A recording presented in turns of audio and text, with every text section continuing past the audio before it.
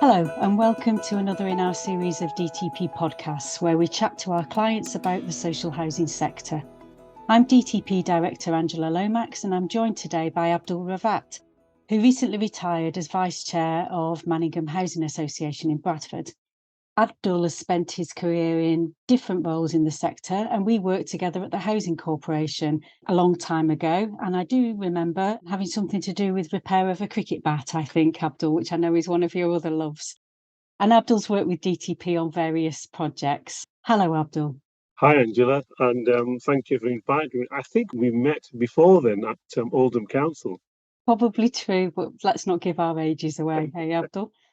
I thought it would be useful for you to share your housing background with our listeners and also a little bit about Manningham Housing Association, if you would.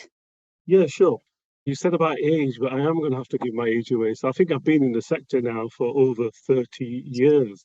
And my interest in housing peaked when I was studying at Sheffield University, when I did the housing options. And we had to do a debate around the merits of the private rented sector versus the social rented sector.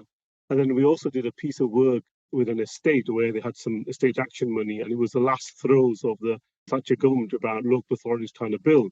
So ever since then, I've been hooked on housing and obviously worked in so many different roles, in so many different settings, with so many different organizations that I feel as if, my cup is flowing with housing in that respect. But you never stop learning. That's the thing about housing. You never stop learning. I think Manningham is a very interesting project for me personally and professionally. I've had nearly a 2 decade relationship with them, certainly when I was at the Housing Corporation and HCA, when I was their lead regulator, when I was their investor, and obviously over the last few years, being on this side of the table and being on the board. So, there's not much about Manningham that I've not come across over that period. Thank you.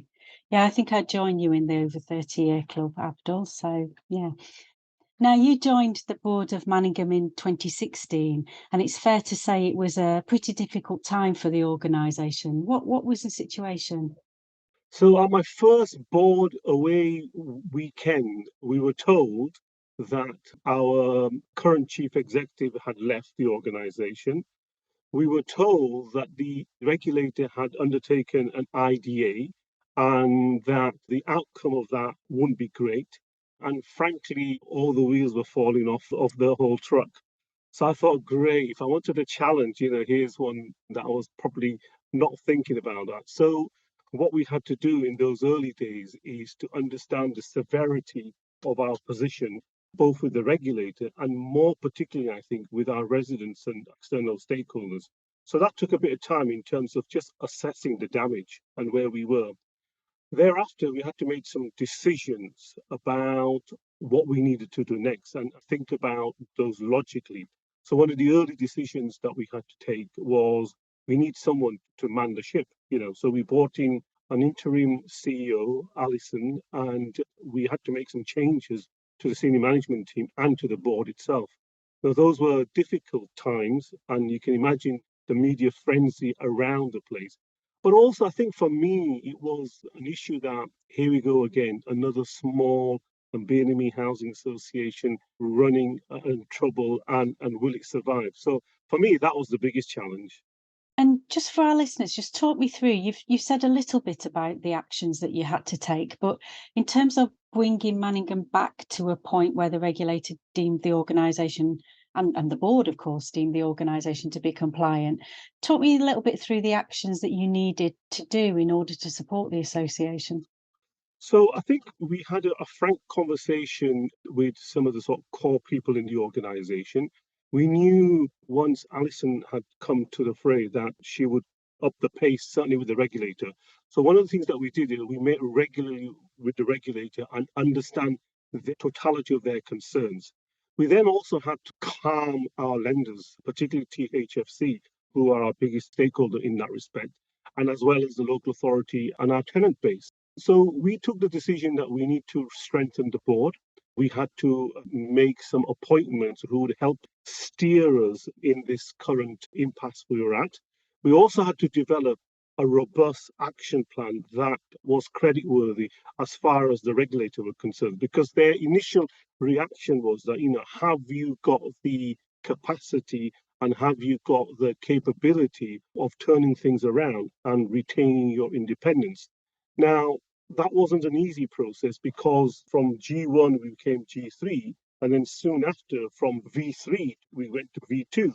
And we were particularly perturbed by the V2 because we weren't developing. We constrained, our sort of risks around those areas. So we didn't feel that that was actually appropriate. So we had some frank conversations with the regulator. I think what helped is some of the new board members, people like you and I have worked with, Tansy Hepton and Barrington Billings and Julia Histon from ex Carbon Group.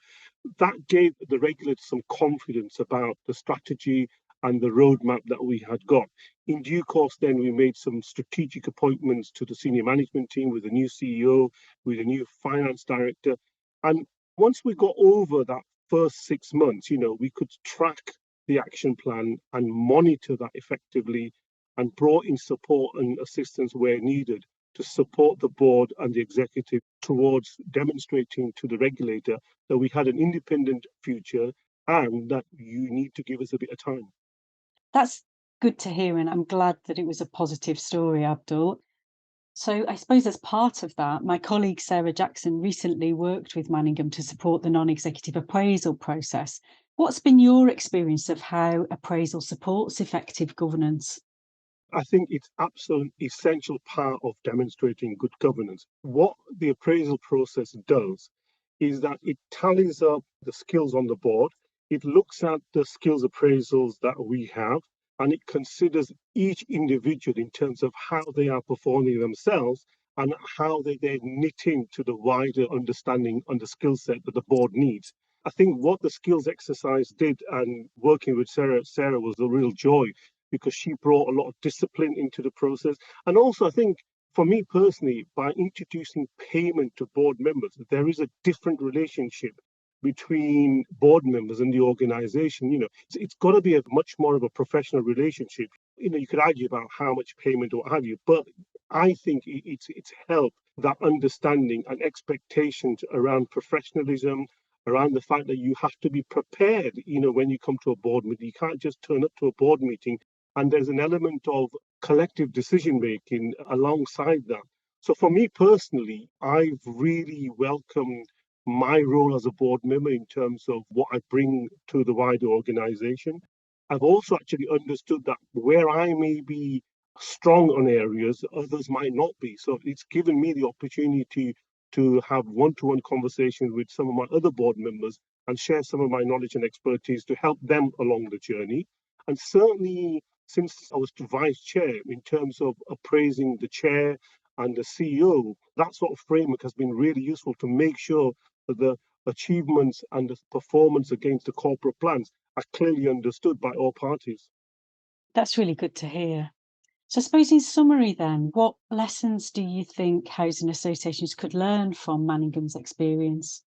Quite a lot. I mean, we were invited recently by the regulator actually to talk amongst a group of organizations, and most of those were much larger players in terms of their journey, in terms of regulatory downgrade to regulatory recovery. And I think what we had to say to the sector is that we were a small organization. So on one side, there were misperceptions about the fact that whether we could cope with the shock of regrade. And I think there was an air of resilience that we demonstrated, which perhaps wasn't initially understood by some of our stakeholders, particularly the regulator. But in time, I think once they got to know us, we actually worked very effectively with the regulator alongside the other partners who helped and supported us. So I think the lesson for me is that if you're a small organization and you are faced with this big challenge, it's not to panic. Take your time, is to think about things logically, is to be strategic as well as operational. And the biggest thing I think what we did right is communication. So we communicated to our staff, we communicated to our residents, we communicated to all the key stakeholders, and we kept the communication going, good, bad, or indifferent. And what that actually did is created a culture of openness and transparency. And it removed some of the sort of awkwardness and some of the perhaps negativity that may have been there before the board. I can't comment. I could comment when I was regulated, but that was a long time ago before then. And actually, what it did is galvanize the organization, towards the objective of having a future where the destiny of that future was in your hands rather than being forced by the regulator or somebody else. Yeah, I wholeheartedly echo that. Don't panic. I mean, my advice is always just let's take a breath and then decide where we're going. So that's really good advice. Thank you. So to finish, Abdul, what are your plans for the future then? Well, cricket features very heavily in somewhere along the lines. I've just been involved in so much on the cricketing world with Yorkshire Cricket and ECB and alike, and listeners will know about what happened at Yorkshire Cricket last year. So we've been doing a lot of work with Lord Kamlesh Patel and actually some members of the ECB board, looking at governance, looking at representation, and all those kinds of things. So that's like bat and ball to me. I said to my colleagues at Manningham, they had a lovely event for me last week. It was really touching, some of the comments that the board members gave, and also some of the past board members, but also the staff team. So I made a point of going around all the staff team about thanking them for their time and apologizing that I wasn't there visible. Because for me, one of the issues is that if you're a board member, you have to be visible. You can't just turn up every 6 weeks or 2 months, and be part of the organization. So I said to them that although my work with Manningham is over, but my work in Bradford is definitely not over. So some of you will know that I recently joined the board of In Communities Group, which is 10 times bigger than Manningham, and the complexity that that brings with it.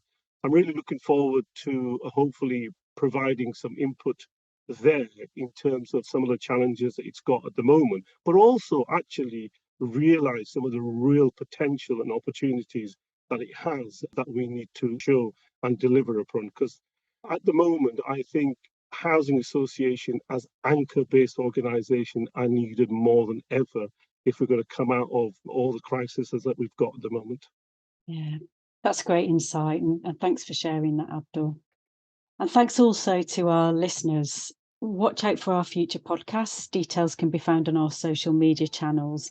And for anyone who's in the housing sector and wanting to share their stories with us, then please do contact me or one of the team via the DTP website. Thank you.